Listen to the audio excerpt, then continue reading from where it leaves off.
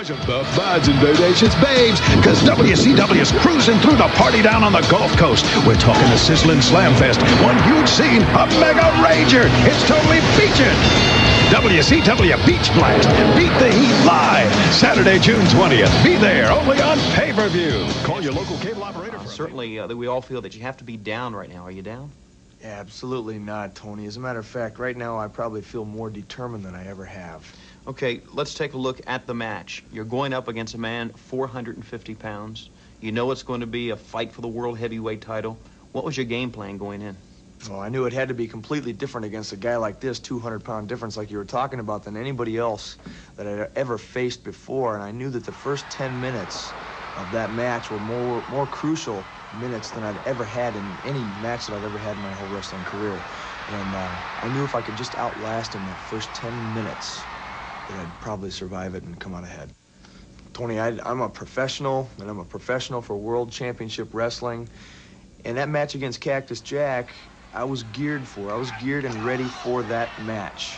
And I was geared and ready for a world title match against Big Van Vader, so I'm not making any excuses at all.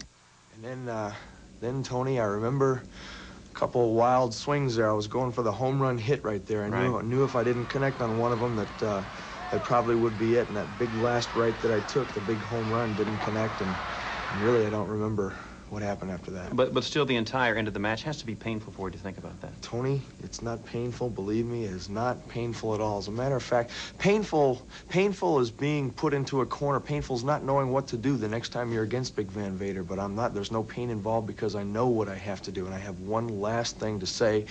And I want to say this to my fans, and I want to say this to all the little stingers, is I have turned it up, not one notch, but I've turned it up 2 notches. And I'm going to be ready for you, Vader.